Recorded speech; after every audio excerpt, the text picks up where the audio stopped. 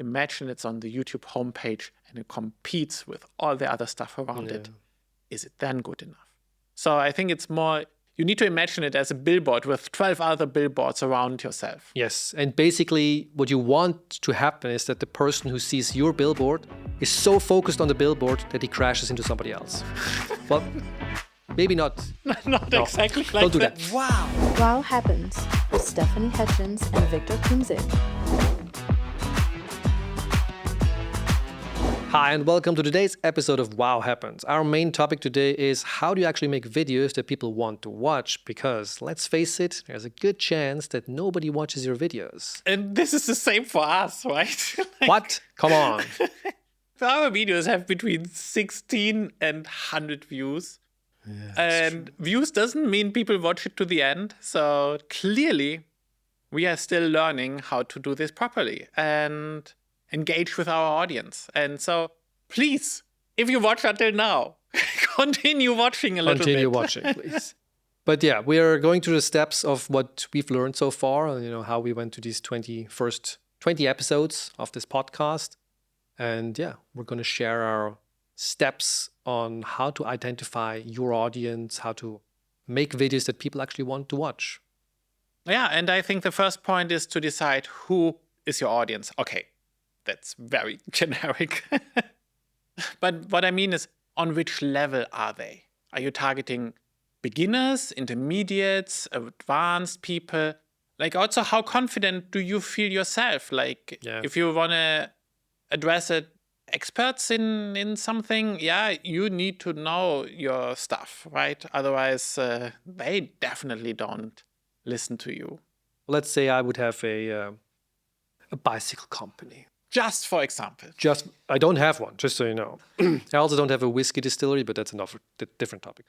But let's say I have a bicycle company. I want to make YouTube content, right? Because in the end, I want more people to buy my bicycles and my brands to be burned into the collective minds of all cycling enthusiasts. Yeah, shut up. I want to buy your bikes. Okay. But then I would have to think about, okay, what kind of videos do I want to make, right? And if I wanted to make a video about my new line of gravel bikes, what makes them so great, right? Yes, you should probably think about who's going to buy them, right? And in the bicycle world, you have different, price ranges of the same model. Obviously the highest ones are for the experts or the people who are really enthusiasts. And if I would introduce one of those bicycles or that model, I would go very, very much into detail what that thing can do. Why does this thing cost $7,000, right? But if I wanted to make a video about the entry-level model, it's much more likely that beginners are the target audience. And there I can explain very basic things, how the bike works, what gravel cycling is and whatnot. So the video is sort of combination of my product, but also, people who are maybe looking for that problem. Like, I want to get into gravel cycling. So this is a great beginner gravel bike, right?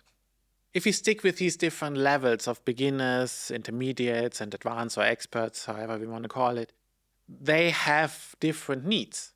So a beginner doesn't know what they need to know. And so you need to explain this in your videos, right? Yeah. The intermediate one, they are probably on a plateau, and they want to know, how do I get from this plateau to the next level? And the advanced people, like the ones who are interested in how exactly does the $7,000 Swiss francs bike, how does it work, and which components are in there and materials and whatnot, they want optimization. Yeah. And so this gives you a frame how to separate these three buckets, and why it's also really difficult to put everything into one video, aka impossible. It's impossible because an expert is not going to care about an introduction to graveling, and he's going to get bored, right? And then a beginner, he's going to be completely overwhelmed if you start talking about this bicycle is only 2.5 kilograms and this derailleur and blah, blah, Di2 and yada, yada, yada. This stuff, they will lose the attention in different places of the video, but they will lose the attention. It's better if you have dedicated videos for these audiences. So I think the big question for us here is now, did we reach our audience. And I think like with the comments we made already, we probably didn't. Or let's face it, we didn't. Like, I think we have some episodes where we have like 100 views, and not that 100 views is now the measurement of everything. Still nice. But in comparison to some others, this is already a benchmark, right? Yeah. And so, no, we haven't. But I think also we went through a huge process of different things we have tried. Like you were part of it, right? At the beginning, we tried I tried a very salesy version of this podcast, which we have never published. Then we went to, two friends are discussing topics. Then we got a little bit more structure and less vibe podcasted and like vibe coded.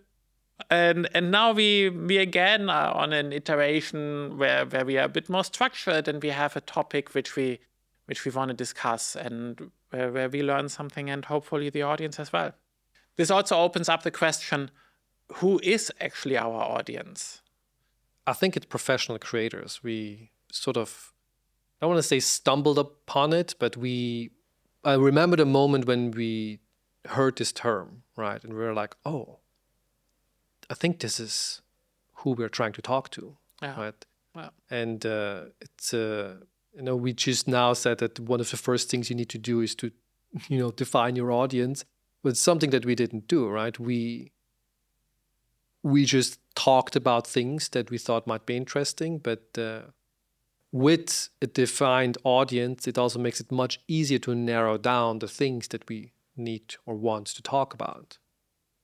Yeah, and I want to expand a little bit on what we mean by a professional creator. So like someone, I think we also said this in the last episode already, but someone who wants to have an audience to sell their core offering. Yes. So like not someone who wants to sell on the video or social media platform directly, but has a professional offer externally of it, and they need to create an following their people to actually create the demand for their company. Yeah. Like Victor's bicycle company. Exactly, Victor's bicycle company. And this was a process for us to get there. That's actually a perfect segue into our next topic, because our continuous evolution is, well, that's the second topic. And you need to experiment to figure out what actually works for you, right? And your audience. And your audience, yeah. Like what is for me always behind it is actually the lean startup methodology. Like lean startup was introduced 2012 by a book, back then really famous. And it basically has a cycle of build, measure, learn. So you build something, you do something, you measure if it is successful, and then you learn from it independently if it is successful or not. And the question is, how fast can you make this cycle? So I think like here in this video production space,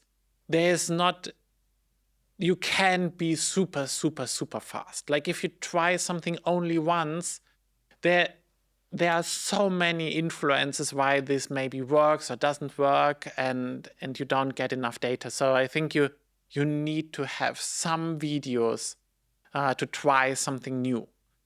And then you need to measure if it is actually successful. And from this, you can define like new experiments. You can say, that changed worked, that didn't. So I do more of A or more extreme of A. And this is also how we found our professional creator audience. Yeah. Maybe on the way. Because we had some episodes that had significantly more views than others, and these are going into that direction. Yes. You could call them outliers, right? Like videos that, like let's say you uploaded 20 videos, like in our case. Some of them have more views. Why do they have more views? You need to identify those points and then actually go into that, However, I would also say be a little bit wary of this, right? If you, for example, let's take once again Victor's bicycle company. Let's say I made 20 videos for my bike company, right? And I made one about AI, how AI is changing cycling, right? And that one is a big outlier. It has 10 times more views than all the other videos. That doesn't mean I should go into AI cycling. It's not really my core business. I'm not selling, any AI products. So the point I'm trying to make here is that there's always stuff in the world that's currently very prominent, very buzzy, like trending, right? Yeah. You can ride on those waves if you want to, right? They can give you a push, bring you into the mainstream, but be wary. Is this really what you want? Is this really your product that you're trying to sell? Or is it something, just temporary? The same applies to iPhone, right? Yes. They made the iPhone of bikes. and then you have a video about iPhones and bikes, and maybe it explodes because it's June and there's a new iPhone. But it's not really an indication for your business directly. No. But I think it gives you still an idea of a direction. So maybe it's not the AI age of bicycles or the iPhone of bicycles, but maybe people are interested. How can I use my iPhone on my bike? Yes. How can I do virtual biking? What a lot of people actually do, right? Yeah. I'm not an expert. I'm a beginner, but this I know. You do virtual biking? No, I don't. Oh. But I actually have friends who do. And so maybe that's an indication. Hey, on this platform where I am, people are more interested in biking and maybe digital. So there's your experiment you can do. Yes. And then you still figure out, no one is interested in virtual biking, and you stop again and you're back to the gear changer or whatever. Gear changer. Is that how you say it in a bike? It's the derailleur. Oh. I'm not sure if I pronounced it right, but it's a difficult word to say. Why is it difficult?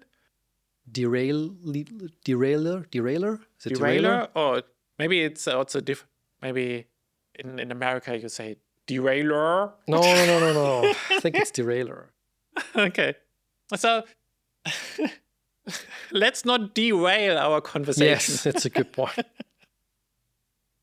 So what are actually measurements you can take? Like, how do you know that your content is going in the right direction? I think comments are a good indication, as well as, if you have, I hope I'm not beating this horse to death with the whole bicycle stuff, but if I had my bicycle channel, like for my bicycle company, I would obviously put links into the description to my bicycles, right?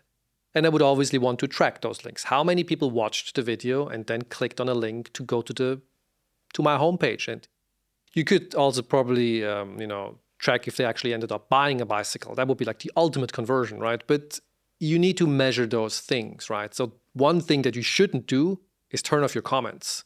Yes. Because baffling to me, to you as well, some company YouTube channels have comments turned off, which I think is just like, why do you do this? Like, this is your direct channel to your potential customers. Like, no, let's not talk with our customers. There's so much potential in there. Don't turn off the comments. That's very important, right? So I want to mention at this point that we read our comments. Yes. The 5. We actually got one on the weekend. Really? Mm-hmm. By somebody we know? No. Oh. And on a short.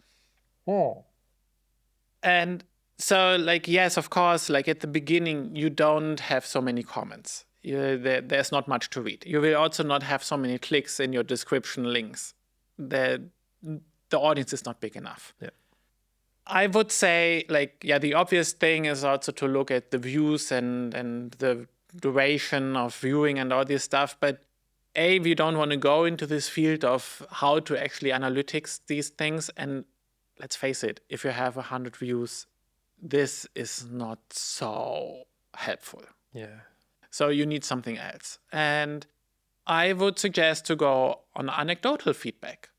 Especially if you're a professional creator who has also a business outside of these videos, you talk to people, you talk to potential clients, and your videos will also influence already the buying process of of the existing clients. And so maybe you don't find a new audience, but your existing audience is a little bit easier to convert, probably.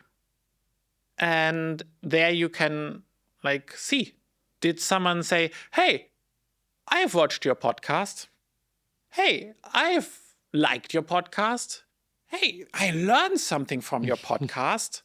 Hey, I'm calling you now because I have seen your podcast. And I think these are 4 different levels. And yeah, now I said it with podcast, it also works with video, right? But if this happens, this is an indication.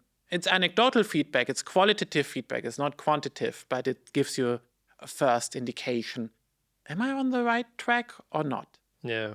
And this is actually something that happened with our podcast. So no, our numbers are not good, but people are talking to me in the sales process about our podcast. Yeah. And that makes it already interesting also from a company perspective. Somebody recently applied for a job here and said based on the podcast, they said that they would be a good fit. Actually, more than one. And now, dear audience, look, we need your feedback. Like, do you like our podcast? What do you like about it? What not? Please write it in the comments. Yes. It helps that maybe more people see this, but it also helps us. And we want to create something that is also useful to you. Yes, please. Thank you. And now back to the show. So Back to the show. You have measured what you needed to do. You have learned from it, and now you are in the next build cycle. And you are again experimenting. What do you do if you don't know anymore what to experiment? I'll give you an example from when I started my YouTube channel, like the private one that I have. It is a tech channel, right? And up until that point, I watched only the major tech channels, the MKBHDs, the Linus Tech Tips, the Dave 2Ds, and so on, like the big ones, the ones with tens and millions of subscribers. But when I then started, I got really curious. Who else is out there in the tech space that's about the same size as me or just slightly larger? And I was surprised to find that there's so many. And it was incredibly interesting to see what they were doing, how they were sort of approaching it.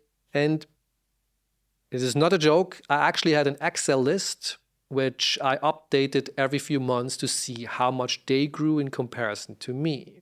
Yeah. And what they were doing.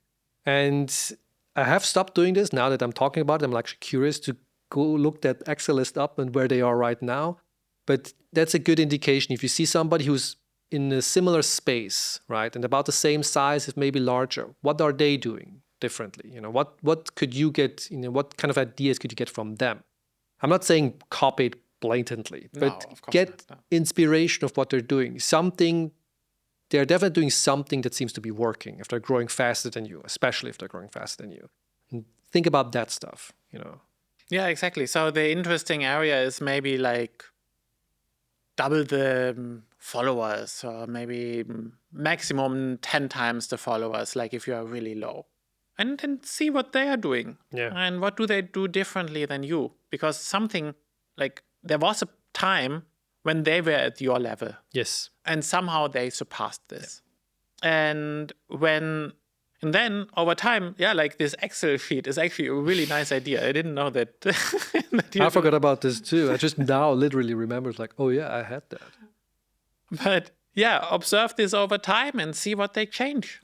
And if at one point they explode on their level, in air quotes, then see what they have changed. Yeah. And if they have something changed, maybe you do it as well. Yeah.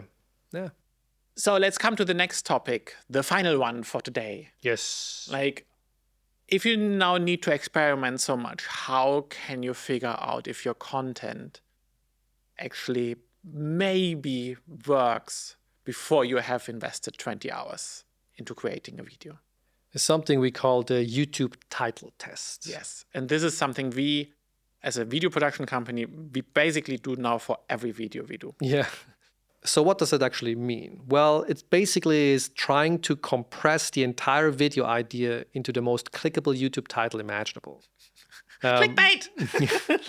Not that far. It is a rule, that the title should be, almost a lie, but still be truthful, because you don't want to annoy people who click on it and then go like, wait, this isn't what I clicked on. The title promised me something else. It has to be still honest, otherwise, well, people get angry. But if you manage to compress the idea into a YouTube title, there's a good chance that the idea is sharp or focused enough that it actually works. It sounds weird because we also don't, obviously the videos we make for our clients, we don't publish on YouTube, definitely not on our channel, right? Sometimes they're really just internal videos, but it helps to, to put the focus on what is the essence of that video, right? Yeah, and this initial YouTube title test, the idea is not that this needs to be the final title, right? Like, of course, when the video is done, you still can test like what title works, or you maybe also figure out, actually the video went a little bit in a different direction. But to have this North Star. Yeah. And to know, hey, this production goes into this direction. And then it's a big question, like, what is actually a good YouTube title? And so it shouldn't be too long. No. Right? Like you need to come to, in English, around 10-ish words maximum, because otherwise it would be anyway shortened by YouTube and then you can't see it anymore. You said already, it should be almost a lie.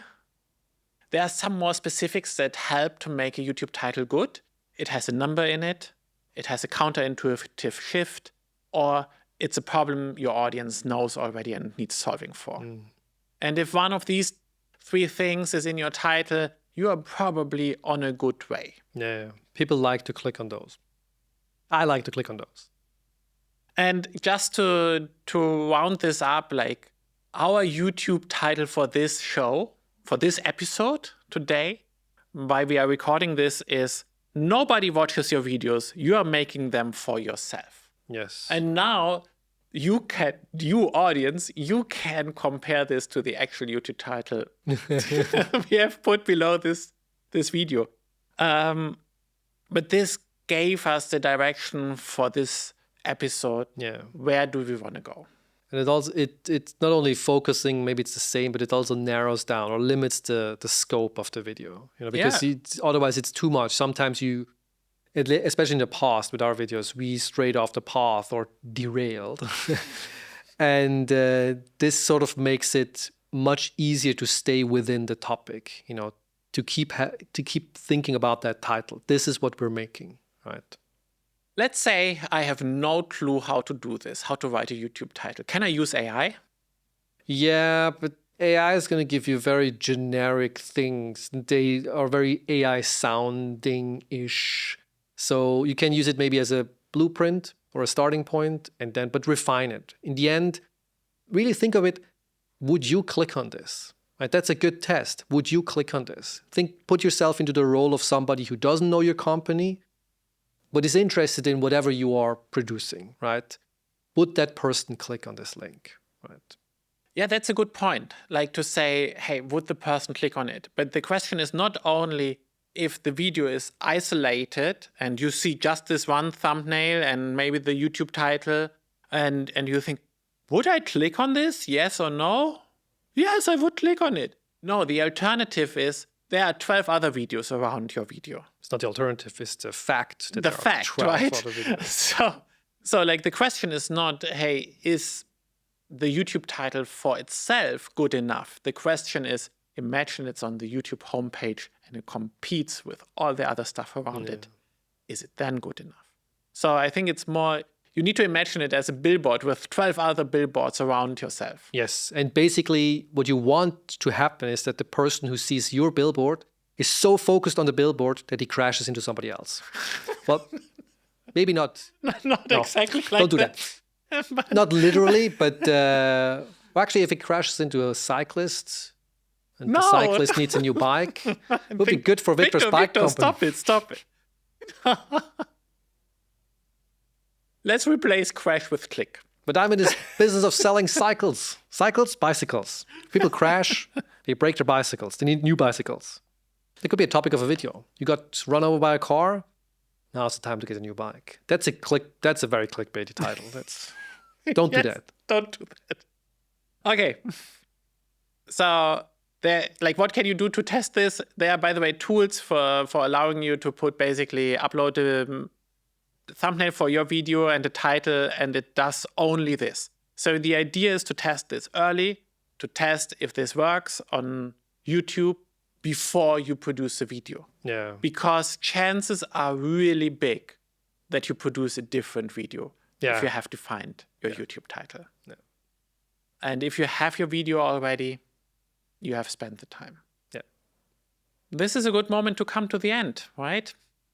No one searches for you. People are searching to solve their problem. Exactly. And especially if you have a small audience, this is the only way to build your audience. Yes. I got run over by a car. I need a new bicycle. Exactly. What to do. Yes. And then when you start solving problems of your audience, with this also the authority comes. Yeah. And when authority comes, then also at one point money follows. This is the order. It doesn't work in the other way. And this is really important to remember. Remember also, to get to this, you need to experiment, build, measure, learn. Yeah. And with this, we're at the end of today, right? Let's go over to the wow, wow, wows, I would say.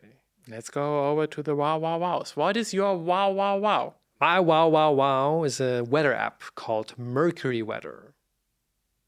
I know. It sounds a bit boring, but I tried out many weather apps. And this one, the accuracy is good, but that's actually not something I'm that much interested in. The reason why I'm using this is because it has a really, really good widget for iOS.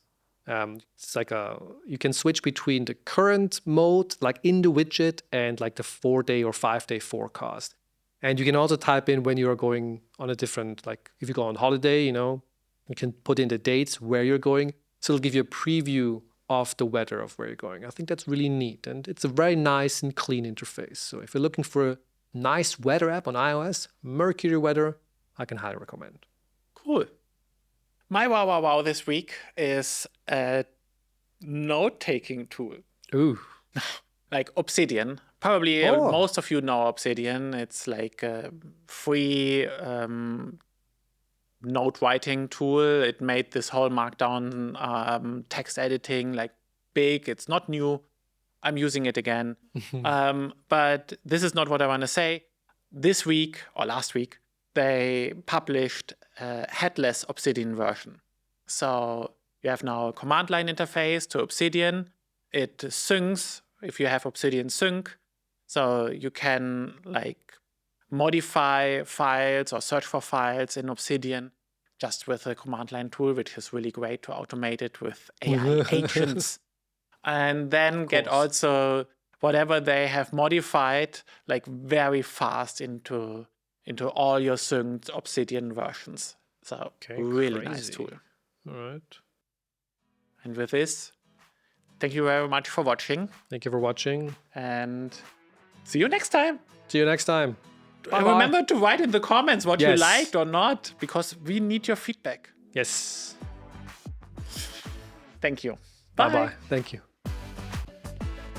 This podcast is produced by a crew. Our director of photography is Abim Bollan Undangunshu. Edited by Helena Inzinger. Animation by Mamoon Brahma. Intro sound by Jonas Benfio. Marketing by Emilia Geisel. Post-production supervision by Christian Kutschan. Produced by Victor Künzig. And your hosts, Victor Künzig and me, Stefanie Hettjens.